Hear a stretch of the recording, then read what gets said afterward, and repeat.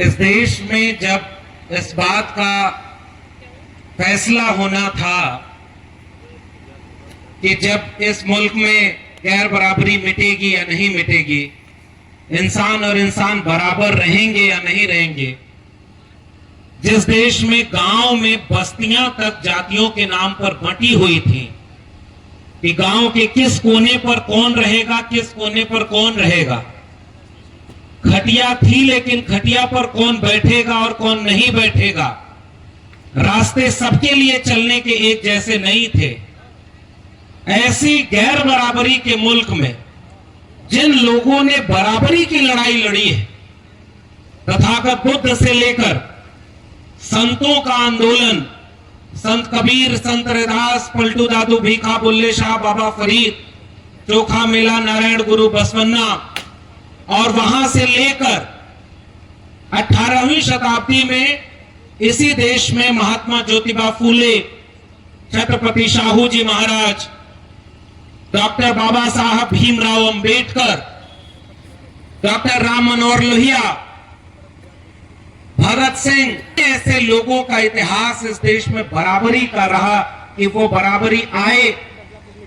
हजारों साल से जिन लोगों ने बराबरी की, न्याय की लड़ाई लड़ी, आज 2024 के बाद 25 में जब हम खड़े हैं, तो मैं उत्तर प्रदेश का होने के नाते और उत्तर प्रदेश के 2024 के फैसले को याद करता हूं कि ऐसा ही एक ऐतिहासिक मोड़ था आम चुनाव 2024, जिसमें यह फैसला लिया जाना था कि हजारों साल की लड़ाई से जो आपको हासिल हुआ बराबरी का हक, अधिकार, बाबा साहब के संविधान के बदौलत, और उस संविधान के बदौलत मिला रास्ता मंडल कमीशन का, और उसके बाद यह तय होना था कि यह संविधान और मंडल कमीशन बचेगा या नहीं बचेगा।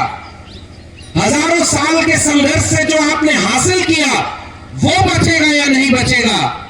उत्तर प्रदेश में जिस ताकत ने इस उत्तर प्रदेश ने पूरे देश के इतिहास को बदलने का काम किया, संविधान को बचाने का काम किया, उसका नाम है पीडीए। और इसलिए मैं पीडीए के मंच पर खड़ा होकर सबसे पहले उत्तर प्रदेश और समाजवादी लोगों को बधाई देता हूं कि आपने देश को बचाया है।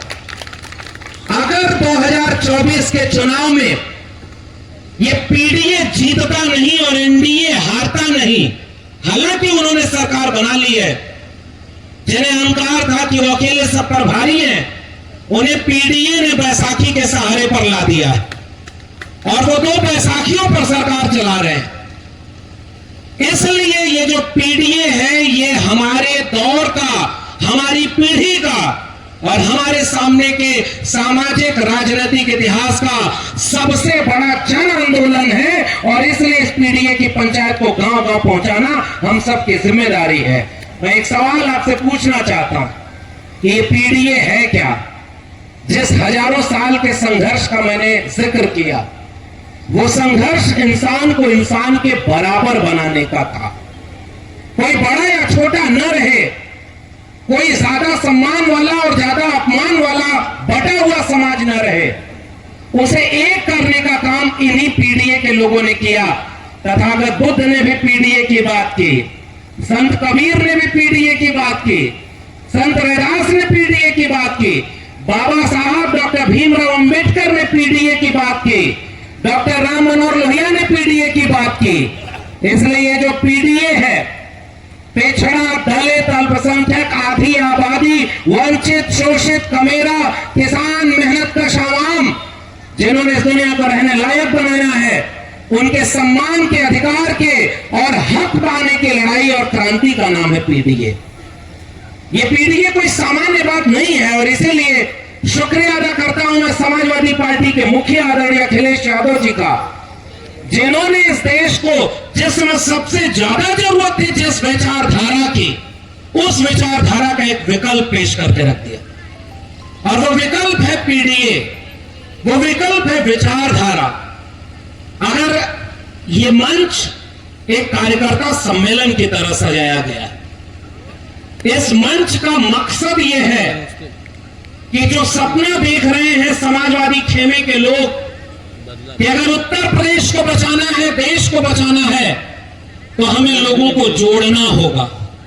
लेकिन आप विरोधाभास देखिए, जो लोगों को तोड़ने का काम करता है वो नारा देता है कि बंटोगे तो, समझदार हैं इसलिए पूरी बात कहने की जरूरत नहीं। यानी जो बांटता है वही नारा देता है कि बंटना नहीं है।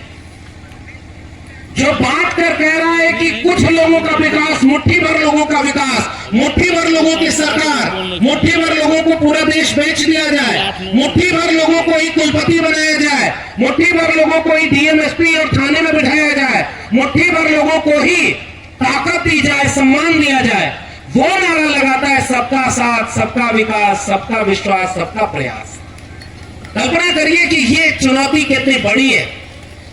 ऐसे वक्त में आपको अगर कोई जंग जीतनी है सामाजिक राजनीतिक क्रांति की, तो वो बिना विचारधारा के नहीं जीती जाएगी। चाह नहीं, वह बढ़िया इंसान नहीं। इसी देश में 100 साल का अंदर का ये नारा है। इस देश को लड़ करके बनाया उन्होंने जिन्होंने समता की बात की, न कोई बड़ा हो न कोई छोटा हो, ये है तो सबके लिए हो, ये जिद हमारी है, बस इसी बात पे दुनिया से जंग जारी। ये नहीं कि 100 रोटी है और 10 लोग 90 रोटी खाएं और 90 लोग 10 रोटी पर गुजारा कर रहे हैं। ये बराबरी नहीं है। बराबरी का अर्थ यह होता है कि अगर 100 खाने वाले हैं और 100 रोटी है तो सबको सबके हिस्से की रोटी मिल जाए। और समाजवाद इसी का नाम। मिटे गरीबी और अमीरी, मिटे चाकरी और मजबूरी, 100 से कम 1000 से ज्यादा, समाजवाद का यही तकाजा। बराबरी का नाम है समाजवाद। इसलिए समाजवादी लोगों एक बात याद रखना, कुछ लोग भटकाएंगे, भरमाएंगे, वो कहेंगे कि इस पीढ़ी में फला नहीं है, ये नहीं है, वो नहीं है। आप सीधे उनसे कहना कि जो इंसान को इंसान के बराबर बनाने की लड़ाई लड़ रहा है वो हमारे पीढ़ी में शामिल है। जो समाजवादी समाज बनाना चाहता है कि हर भूखे को रोटी मिले, हर अशिक्षित को शिक्षा मिले, हर बेघर को घर मिले, रोटी कपड़ा सस्ती हो और दवा पढ़ाई मुफ्ती हो, जो पढ़ाई और दवाई की बात करें। अगर ये नेताजी जब इस प्रदेश के मुख्यमंत्री थे, उन्होंने जो काम किया आधी आबादी के लिए, हमारे पूर्व के वक्ताओं ने जिक्र किया, चूंकि वक्त बहुत है इसलिए ये बात कहने की नहीं है, बार बार आप खुद इसको पढ़िएगा और इसकी भी एक तैयारी की जाएगी कि कैसे आपको घर बैठे उन महापुरुषों के बारे में कम से कम आप जानिए और अपने गांव में जाकर कहना कि बाबा साहब डॉक्टर भीमराव अंबेडकर ने केवल दलितों के लिए न्याय की लड़ाई नहीं लड़ी थी। आपको चौराहे पर कोई अपमानित कर दे, आपको रात भर नींद नहीं आएगी कि इसका बदला कैसे ले। अगर आप ताकतवर होंगे तो बदला लेंगे। तो हम जहां खड़े हैं जिस जगह का नाम ही है बदलापुर। इससे एक बात कहना चाहता हूं, इसको जरा गौर से समझिएगा। लेकिन जिस समाज के तबके ने हजारों साल से अपमान सहा, उस समाज के व्यक्ति को जब भारत के संविधान की प्रारूप समिति का अध्यक्ष बनाया गया, उन्होंने अपने संविधान में एक शब्द भी कहीं बदले का नहीं लिखा। उन्होंने किसी समाज से बड़ा छोटा करने की बात नहीं लिखी। उन्होंने कहा कि अगर खटिया है तो उस पर सब बैठे, इसका नाम है भारत का संविधान। अगर रास्ता है तो उस पर सब चलेंगे, इसका नाम है भारत का संविधान। इसलिए समाजवादी लोगों, पीडीए या समाजवाद की लड़ाई न किसी जाति के खिलाफ है, न किसी धर्म के खिलाफ है। इनफैक्ट धर्म की लड़ाई तो हमारी लड़ाई है ही नहीं। धर्म तो अपनी आस्था का विषय हुआ करता था, लेकिन मौजूदा वक्त में जो हर मोर्चे पर फेल है वो आखिरी मौके पर धर्म को आगे रख देता है। और धर्म के नाम पर वोट, धर्म के नाम पर चुनाव नहीं, काम के नाम पर वोट होना चाहिए।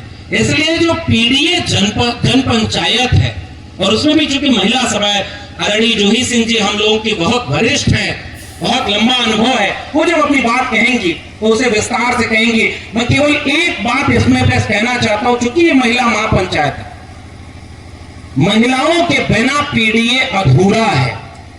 पुरुषों की क्रांति घर के दहलीज के बाहर रुक जाती है, और एक महिला अगर विचारधारा से लैस हो, अपनी समझदारी और हक के लड़ाई के लिए जागरूक हो जाए, तो वो घर के भीतर चौकी चौराहे पर नहीं, चौराहे से लेकर के चूल्हे तक बैठ करके परिवार को भीतर से मजबूत करती है, और वो सबसे स्थायी बदलाव किसी भी समाज का होता है। बाबा साहब डॉक्टर भीमराव अंबेडकर ने कहा था कि मैं किसी भी समाज की तरक्की इस बात से तय करना हूं कि उस समाज में महिलाओं की स्थिति क्या है। इसलिए याद रखना, संविधान नहीं था तो पढ़ने का हक सबको नहीं था, संविधान नहीं था तो सब चौराहे पर जाकर के नौकरी नहीं, सम्मान नहीं, अधिकार नहीं, पढ़ाई का हक नहीं। संविधान आया तो सब बराबर का हक मिला। संविधान इसलिए हमारी एकमात्र, हमारे तो राष्ट्रीय अध्यक्ष जी बार बार कहते हैं, संविधान ही संजीवनी है, संविधान ही रक्षक है। पीडीए इस संविधान की रक्षा करेगा और संविधान ही पीडीए की रक्षा करेगा। इसलिए न्यूनतम सहमति पर अधिकतम एकता बनाने का वक्त है। मैं यहां बैठा था, मेरा अनुभव जो कि राजनीति का भी नया नया है, लेकिन सीखता है इंसान कैसे। यहां जिला अध्यक्ष जी बैठे हुए हैं, पीछे कुर्सी लगी है, मैंने नहीं देखा कि किससे किसकी क्या बहस हुई, कौन नाराज हुआ, और मिनट भर बाद मैंने देखा कि जिला अध्यक्ष जी ने जो नाराज है और जो नहीं नाराज है सबको एक जगह बिठा दिया और सब फिर बराबरी से काम चलने लगा। अभी हमारे समाज को इसी की जरूरत है, और नाक छोटी करके दिल बड़ा करने की जरूरत है। न्यूनतम सहमति पर अधिकतम एकता बनाने का वक्त है। मान लीजिए मैं एक आपसे गुजारिश कर रहा हूं, पिछड़े समाज के लोगों, दलित समाज के लोगों, आदि आबादी के लोगों, अल्पसंख्यक लोगों, याद रखना पीडीए और जो समाजवादी आंदोलन है इस समय क्या चाहता है आपसे। ये समाजवादी आंदोलन चाहता है कि 10 में से 8 बातें हमारी एक जैसी अगर हैं और एक दो जगह कोई बात नहीं किसी से मेल खाई, कोई बात नहीं, जब आग लगी हो, गांव है ये, कुछ दिन बाद गेहूं की फसलें पक जाएंगी, और गांव के लोगों हमसे बेहतर आप भी जानते होंगे कि जब पके हुए गेहूं के फसल में कई बार दुर्घटना से आग लग जाती है। तो जब ये गेहूं जलने लगता है और हवा चल रही हो, आग फैलने लगे, तो बताइए ये जब आग लगती है तो मेड़ पहचानती है क्या कि किसका खेत है, किस जाति का खेत है, किस बरादरी का खेत है, किसकी अच्छी फसल है, किसकी खराब फसल है? आग पहचानती नहीं। मैं हिंदी का विद्यार्थी रहा हूं, एक बार एक पेड़ पर आग लगी तो वहां जो पक्षी थे वो कुछ पक्षी उड़ गए, थोड़े बहुत बचे रहे, और समाजवादी ये पैगाम देकर मैं अपनी बात खत्म करूंगा। हमारे हिंदी के कवि ने कविता लिखी और इसी में मेरा संदेश है। बहुत लंबा भाषण देने का वक्त नहीं है, वक्त ये है कि एकजुट कैसे हो जाएं। वक्त ये है कि जो पैगाम राष्ट्रीय अध्यक्ष जी का है कि डॉक्टर राम मनोहर लोहिया और डॉक्टर भीमराव अंबेडकर एक होना चाहते थे। 1956 में चिट्ठी लिखी थी दोनों ने। डॉक्टर अंबेडकर और डॉक्टर लोहिया के सारे विचार एक जैसे नहीं थे। जो पढ़े लिखे लोग हैं मैं उनको बता रहा हूं, बहुत सारी जगहों पर दोनों में मतभेद था, लेकिन आखिरी वक्त में दोनों ने यह फैसला लिया था कि हम दोनों को एक होना होगा, तभी इस देश के वंचित शोषित समाज को हम एक होकर के सत्ता तक पहुंचाएंगे। अक्टूबर 1956 में दोनों का पत्र व्यवहार हुआ कि जब बाबा साहब दिल्ली आएंगे तो डॉक्टर लोहिया और बाबा साहब की बैठक होगी, योजना बनेगी कि रिपब्लिक पार्टी ऑफ इंडिया और सोशलिस्ट पार्टी ऑफ इंडिया कैसे मिल करके एक समाजवादी अंबेडकरवादी समाज और राजनीति को आगे ले जाएगी। मगर अफसोस कि 6 दिसंबर 1956 की तारीख बीच में आई और कुदरत ने बाबा साहब को हमसे छीन लिया। तो जो अधूरा सफर था डॉक्टर लोहिया और डॉक्टर अंबेडकर का, उस अधूरे सफर को आगे बढ़ाने का काम 1993 में हुआ। मिले मुलायम कांशी राम, आगे बोलने की जरूरत नहीं है, समझदार को इशारा काफी है। तो वो जो अधूरा सफर था उसे आदरणीय नेताजी ने 1993 में एक करके फिर से पीडीए बनाया था, और उसके बाद फिर 2019 में भी एक कोशिश हुई। लेकिन उसके बाद मैं आज यहां इस मंच से बहुत ईमानदारी से कबूल करता हूं, आज डॉक्टर भीमराव अंबेडकर नहीं है हमारे बीच, वो पलटकर आपकी लड़ाई लड़ने वापस भी नहीं आएंगे। आज डॉक्टर राम मनोहर लोहिया नहीं है आपके बीच, और जातियों में टुकड़ों में बांट दिया गया हमारे समाज को। हमसे बेहतर आप जानते हैं, छोटे छोटे लोगों को आपस में लड़ाया जा रहा है कि ओबीसी के लोग ओबीसी से लड़ जाएं, दलित के लोग दलित से लड़ जाएं। समाजवादियों, हमारा फर्ज है कि जब लड़ाई सबसे कठिन मोड़ पर हो तो जिनके ऊपर जिम्मेदारी है लड़ाई लड़ने की, उन्हें अपना घर बचाने की जरूरत नहीं है। वो गेहूं की फसल में जब आग लग के फैलने लगती है तो पूरा गांव कोई पेड़ से टहनी तोड़ कर लाता है, तो कोई अपने हाथ में कोई चीज लेकर के एक साथ खड़े होकर जब आपको बुझाता है, तब जाकर के आप बुझती है। और जो इंतजार करता रहता है कि जब मेरे घर पे आग आएगी तब बुझाऊंगा, जलते घर को देखने वालों फूस का छप्पर आपका है। आग के पीछे तेज हवा है, आगे मुकद्दर आपका है। उनके कत्ल पे मैं भी चुप था, मेरा नंबर अब आया। मेरे कत्ल पे आप भी चुप हो, अगला नंबर आपका है। इसलिए इस बात का इंतजार मत करना कि हमारी जाति मजबूत, हमारा धर्म मजबूत, हमारा गांव मजबूत, हमारा ये मजबूत नहीं। जब खतरा इतना बड़ा हो कि अगर संविधान ही नहीं बचेगा तो जाति बचाकर क्या करेंगे? अगर संविधान ही नहीं बचेगा तो हक अधिकार कैसे मिलेंगे? शिक्षा सबको कैसे मिलेगी? मैं तो दिल्ली विश्वविद्यालय में 14 साल प्रोफेसर रहा, और मैं आपको ईमानदारी से बताऊं, वक्त चूंकि बहुत कम है इसलिए केवल इशारे में बता रहा हूं। कभी गूगल करके पढ़िएगा कि इस देश की शिक्षा को कैसे नीचे हाथों में बेच दिया गया। 2009 में दिल्ली विश्वविद्यालय पहुंचा तो बीए करने की 4000 रुपए फीस थी, आज वो 40,000 रुपए है। बताइए 15 साल में किसकी आमदनी 10 गुना बढ़ गई? शिक्षा महंगी हो गई। आपके सरकारी स्कूल में किसके घरों के बच्चे जाके पढ़ते हैं? जिसके घर में खाने को नहीं है उसके बच्चे वहां पढ़ाई कर रहे हैं। इसलिए ये समाज बढ़ रहा है, और समाजवादियों ने हमेशा ही लड़ाई लड़ी, गरीब की लड़ाई लड़ी, कमजोर की लड़ाई लड़ी, और कमजोर अपने घर में वैसे ही कमजोर पड़ा है, उसको लड़ने के लिए हिम्मत देने का काम कौन करेगा? इसलिए हिम्मत देने वालों कहे तो सुन लीजिएगा, जीतने का ये हुनर भी आजमाना चाहिए। जंग अगर भाई से हो तो हार जाना चाहिए। इसलिए अपने लोगों से मत लड़िएगा, कोई कुछ कहे तो सुन लीजिएगा। अपनी विरल में एक गधा बाघ को कहने लगा कि देखो घास काले रंग की है। तो गधा बोला कि घास काली है, तो बाघ बोला नहीं, तुमको लगता है रतौंधी हो गई, घास तो हरे रंग की है। तो उन्होंने कहा नहीं, घास तो काली है। तो दोनों लड़ने लगे। उन्होंने कहा फैसला कहां होगा? तो कहा जंगल का राजा शेर है। शेर के पास पहुंचे और शेर के सामने दोनों ने खड़े होकर कहा, गधा बोला कि जो हुजूर ये देखिए बाघ, इसको रतौंधी हो गई है, घास को कह रहा हरी है, देखिए घास काली है ना। बाघ बोला आप ही फैसला करिए कि घास हरी है नहीं। समाजवादियों अगर समझ जाना तो इसी में मेरा पैगाम छिपा है। शेर ने फैसला सुनाया कि गधा ठीक कह रहा है, बाघ को 1 साल के लिए जंगल से निकाला जाता है। गधा चारों पैर पर नाचते हुए खुश होके गया, अच्छे दिन आ गए, देखो कितना अच्छा फैसला हो गया। बाद में बाघ जाके शेर से पूछता है कि हुजूर ये कैसा फैसला? आप देख रहे हो कि घास हरे रंग की है और आप गधे के पक्ष में फैसला दे रहे हो, मैं गलत हूं?